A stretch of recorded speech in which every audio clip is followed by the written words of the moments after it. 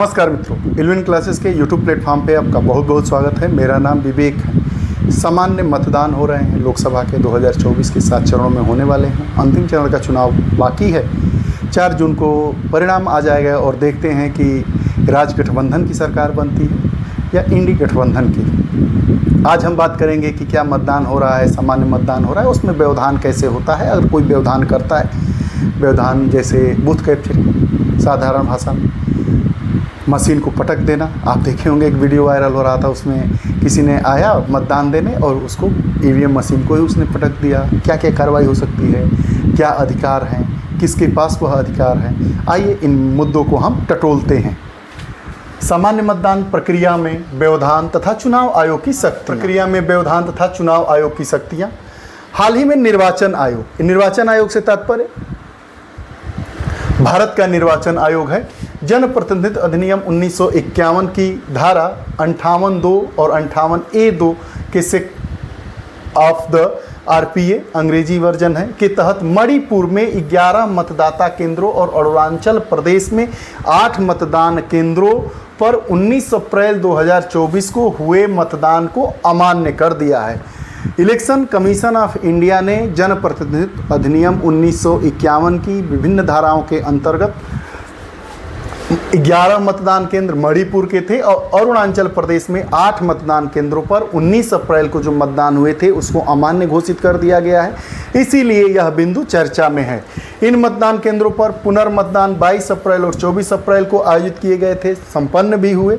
जन प्रतिनिधित्व अधिनियम की धारा 58 चुनाव आयोग को जानबूझकर ईवीएम को नष्ट करने की स्थिति में सिरे से चुनाव कराने का अधिकार देती है। जो जन प्रतिनिधित्व अधिनियम की धारा है 58, वह क्या करती है, चुनाव आयोग को यह अधिकार देती है कि अगर जानबूझकर ईवीएम को नष्ट करेंगे उस स्थिति में आप क्या करिए, पुनः नए सिरे से मतदान कराइए। इस प्रक्रिया में जो आरओ होते हैं, रिटर्निंग ऑफिसर होते हैं, द्वारा चुनाव आयोग और मुख्य निर्वाचन अधिकारी को तत्काल सूचना दी जाती है। चुनाव मान लीजिए कि मतदान केंद्र पर कोई आया, ईवीएम को पटक दिया, तो क्या करेंगे, तुरंत आप वहां पर चुनाव आयोग और मुख्य निर्वाचन अधिकारी को तत्काल सूचना देंगे, जिसके बाद शून्य मतदान की औपचारिकता की घोषणा होती है कि यहाँ का मतदान शून्य कर दिया जाए। नए चुनाव का समय निर्धारित कर दिया जाता है, जो अरुणाचल प्रदेश और नागालैंड में हुआ। साथ ही साथ चुनाव लड़ने वाले उम्मीदवारों को विधिवत सूचित किया जाता है। मतदान के समय मतदाताओं की मूल मतदान से अलग पहचान सुनिश्चित करने के लिए ताज़ा स्याही के निशान का प्रयोग किया जाता है। मान लीजिए कि 10 बजे घटना हुई, 7 बजे से चुनाव प्रारंभ है और जो लोग अपनी बाएं हाथ की तर्जनी पर निशान लगा लिए हैं, तो क्या होगा, अब चूंकि उनका भी दिया गया मत अवैध हो गया, पुनः मतदान कराया जाएगा, तो दूसरे कलर की स्याही वहाँ प्रयोग में लाई जाती है ताकि नए सिरे से मतदाताओं की नई पहचान को सुनिश्चित किया जा सके। आरपीए की जो धारा होती है 135(a) बूथ कैप्चरिंग को परिभाषित करती है, जो कानून के तहत दंडनीय अपराध है। बूथ कैप्चरिंग जनप्रतिनिधित्व अधिनियम की धारा 135(a) से संबंधित है, जो मतदान को दंडनीय जो कानून के तहत दंडनीय अपराध है। बूथ कैप्चरिंग के तहत इसको शामिल किया गया है, इसके तहत बूथ कैप्चरिंग को शामिल किया गया है 135(a) के तहत। ऐसी स्थिति में धारा 58(a) में पीठासीन अधिकारी द्वारा तत्काल कार्रवाई करने, ईवीएम को बंद करने और रिटर्निंग ऑफिसर को सूचित करने का अधिकार है। तत्काल ईवीएम को बंद कर देंगे। यह मतदान अधिकारी वहां पर जो होते हैं उनका अधिकार होता है कि बूथ कैप्चरिंग की स्थिति में क्या करेंगे, ईवीएम को बंद कर देंगे, अपने से ऊपर अधिकारियों को सूचित करेंगे और मतदान को वहां पे रोक देंगे। जो आरओ होते हैं उनके द्वारा चुनाव आयोग को सूचित किया जाता है। गंभीरता के आधार पर चुनाव आयोग प्रभावित स्टेशन अथवा संपूर्ण निर्वाचन क्षेत्र के चुनाव को रद्द कर सकता है। जैसी स्थिति की गंभीरता होगी, अगर किसी मतदान केंद्र में ऐसी स्थिति हुई है तो उस मतदान केंद्र का चुनाव रद्द किया जा सके, या पूरे उस क्षेत्र विशेष में ऐसी स्थितियाँ उत्पन्न हो गई हैं तो उन पूरे जगह का मतदान को रद्द किया जाएगा और पुनः दूसरी तिथि घोषित करके वहां पर मतदान संपन्न कराया जाएगा। और जो लोग मतदान दे दिए होंगे उनकी पहचान कैसे होगी, इसके लिए अलग कलर की स्याही का प्रयोग किया जाएगा। इसी प्रकार जनप्रतिनिधित्व अधिनियम की धारा 57(a) पीठासीन अधिकारी को विभिन्न व्यवधान में कौन से हैं, प्राकृतिक आपदा आ गया तथा उससे संबंधित व्यवधान है के कारण मतदान स्थगित करने में सक्षम बनाती है। बूथ कैप्चरिंग होगा तब भी मतदान वैध हो जाए, ईवीएम कोई पटक दिया तब भी मतदान बंद कर दिया जाएगा। कोई प्राकृतिक आपदा हो गई, चुनाव हो रहा है, बिजली फटने की घटना आ गई, आंधी तूफान आ गया, इस स्थिति में भी मतदान को समाप्त कर दिया जाता है, रद्द कर दिया जाता है और दूसरी तिथि को मतदान करवाया जाता है। मतदान बहाली हेतु चुनाव आयोग की मंजूरी आवश्यक है। ऐसा नहीं कि वहाँ पर मतदान को रद्द कर दिया गया तो चुनाव स्वयं वही अधिकारी डिसाइड कर देगा डेट, नहीं, उसके लिए चुनाव आयोग की मंजूरी आवश्यक है कि मतदान कब बहाल होगा।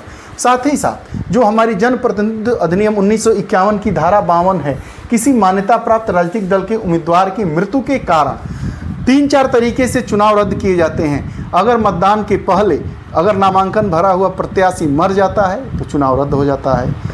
दूसरी बातें क्या होती है, आपदा विपदा आ जाती है तो चुनाव रद्द कर दिया जाता है, या बूथ कैप्चरिंग समस्या होती है तब, या मशीनी गड़बड़ी हो गई तो मतदान को रद्द किया जा सकता है और नई तिथि बहाली होगी चुनाव आयोग के द्वारा। यदि निर्दिष्ट समय के बाद उम्मीदवार की मृत्यु हो जाती है तो रिटर्निंग अफसर मतदान स्थगित करते हुए चुनाव आयोग को सूचित करता है। इसके बाद चुनाव आयोग राजनीतिक दल से 7 दिनों के भीतर किसी प्रतिस्थापन को नामित करने का अनुरोध करता है और उम्मीदवार की सूची अद्यतन की जाती है। अब 7 दिन के भीतर ही चुनाव आयोग कहेगा, मान लीजिए कि भारतीय जनता पार्टी का कोई उम्मीदवार चुनाव के बाद वो मरे हैं, मान लीजिए कि चुनाव के पहले ही भगवान न करे, लेकिन किसी भी पार्टी का अगर कोई उम्मीदवार या इंडिपेंडेंट कैंडिडेट की मृत्यु हो जाती है तो चुनाव को बाधित कर दिया जाता है। अगर कोई पार्टी है उसका उम्मीदवार है तो उस पार्टी से चुनाव आयोग कहता है कि आप 1 हफ्ते के भीतर एक नए उम्मीदवार को नामांकित करिए, उम्मीदवार घोषित करिए ताकि वहाँ पे चुनाव संपन्न हो जाए। ये रही हमारे सामान्य चुनाव। और सामान्य चुनाव में व्यवधान किस प्रकार के होते हैं, 3 तरीके के सामान्यतः व्यवधान देखने को मिलते हैं। या तो जो उम्मीदवार है उसकी मृत्यु हो जाए, दूसरा या तो बूथ कैप्चरिंग की समस्या आ जाए, या तीसरा कोई प्राकृतिक आपदा विपदा आ जाए जिससे चुनाव कराना असंभव हो जाए तो वहाँ चुनाव रद्द कर दिया जाता है। विशेष मतदान केंद्र पर भी चुनाव रद्द किया जा सकता है, क्षेत्र विशेष में भी मतदान को रद्द किया जा सकता है और चुनाव आयोग दूसरी तिथि बहाली करके। यह मामला इसलिए चर्चा में है क्योंकि अरुणाचल प्रदेश और नागालैंड के कुछ मतदान केंद्रों पर इस प्रकार की स्थितियां देखी गई। 19 अप्रैल को वहां चुनाव होने थे, 11 और 8 बूथों पर क्रमशः मतदान चुनाव को रद्द कर दिया गया, वहां पर दूसरी स्याही का प्रयोग किया गया और 22 और 24 अप्रैल को वहाँ पर 22 अप्रैल 2024 को वहाँ चुनाव संपन्न करा दिए गए। ये रही चुनाव से जुड़ी हुई बातें। चुनाव से जुड़ी हुई बातें इसलिए जाननी जरूरी है कि हमारे मन में यह जिज्ञासा रहती है कि इस यहाँ का मतदान रद्द हो गया है तो मतदान कैसे होगा, क्या होगा, रद्द होने के क्या क्या कारण हो सकते हैं, हमने जाना। आपको हमारी वीडियोस कैसी लगती है कमेंट बॉक्स में अपने विचार जरूर दीजिएगा। पुनः नई कक्षा के साथ उपस्थित होंगे, तब तक के लिए बहुत बहुत धन्यवाद। नमस्कार।